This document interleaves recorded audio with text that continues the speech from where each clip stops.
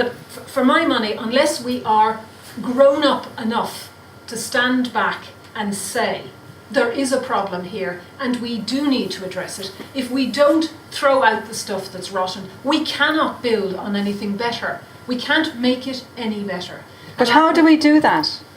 Well, I have some suggestions, but I don't want to hog the whole floor at this point. But just if you can give us a brief idea of how we can do that. Oh, sure. I mean, there have to be some basic rules to do with freedom of information, whistleblowers, Oireachtas powers to investigate and so on. There are things that government can introduce that would at least begin to put those structures in place. The very things that Transparency International fights for all over the world.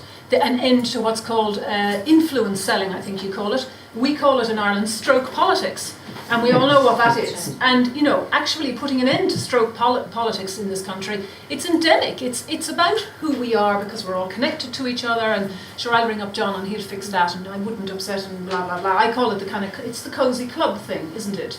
And it's very difficult. I mean, I share some of Justine's pessimism.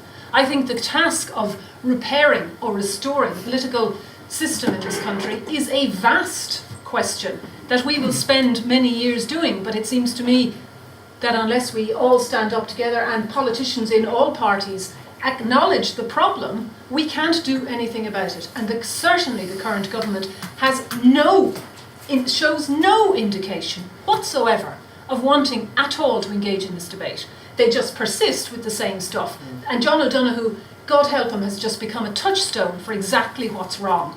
Actually, you could put in anyone else's name, but he happens to be the latest one. But we bought into it as well, Susan. You see, this is the thing. There's sometimes you hear these views that it was just the government and themselves and the bankers and the developers did all that stuff, and poor us are now suffering. But we took the 100% mortgages from these bankers, sometimes 10 times our salary. We were happy enough to take the extra 10% to put the fancy SUV outside, park that as well alongside the new Mazda, and do all the other things, have the foreign properties abroad. And we re-elected the same government in 2007, wasn't it? Was that the last general election, when Bertie Ahern had given his magnificent stories to the Mahon Tribunal.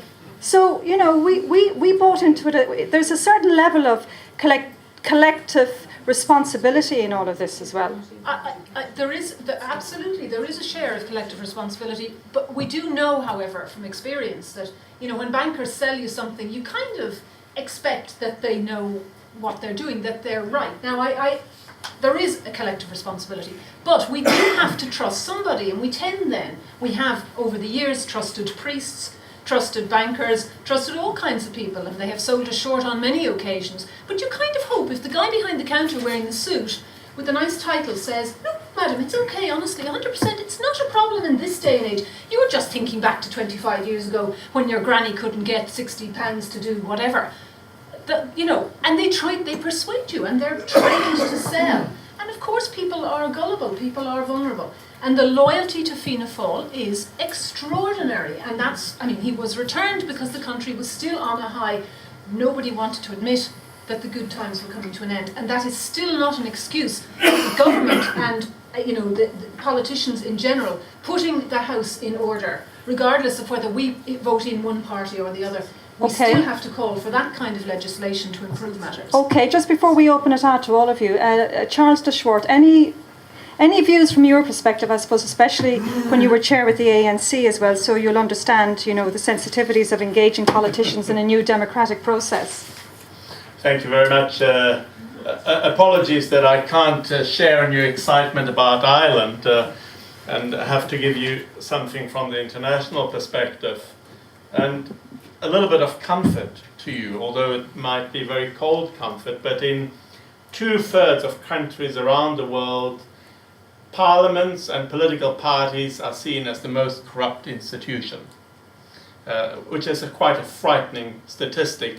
And if you break that up even more, people under the age of 40 believe that to a factor of 2 to 1, even more so. So younger people have no faith in the legitimacy of political systems worldwide, and changing the marionettes, having a new government come in, will not change that. It absolutely, and whether it's power corrupts or absolute power corrupts, absolutely, if we don't fundamentally change the standards of accountability and transparency, the same game will repeat itself over and over again. Are politicians in Ireland or worldwide able to do that?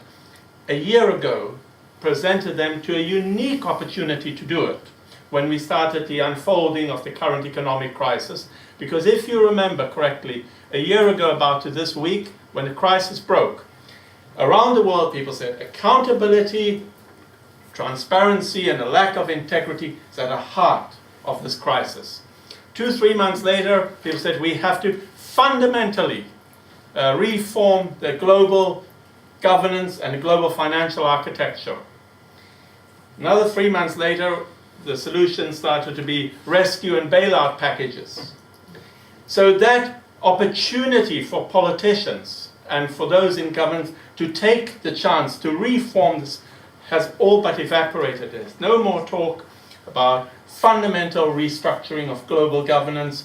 It has all become the same game that we played that got us into the mess. The only thing is we are now borrowing unbelievable amounts of money to fund that same greed and access that got us into the mess in the first place. And in that sense, if there's anybody that's naive, it would be the general public to say, well, without fundamentally changed accountability and transparency systems on politics, we actually sign blank checks to our current generation of politicians. Okay, so let's just open it up to the floor. Hi, Paul Coleman, former Open Republic Institute of Cost of Graduate. Do you think Obama's bailout of GM was corrupt?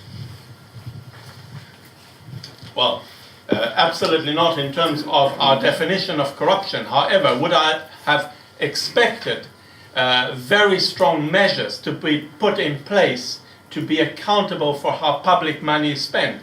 It's an extraordinary situation if you see the health debate in America at the moment, that bailout packages privatizes gains and socializes risk. And that's what that package, in my view, does.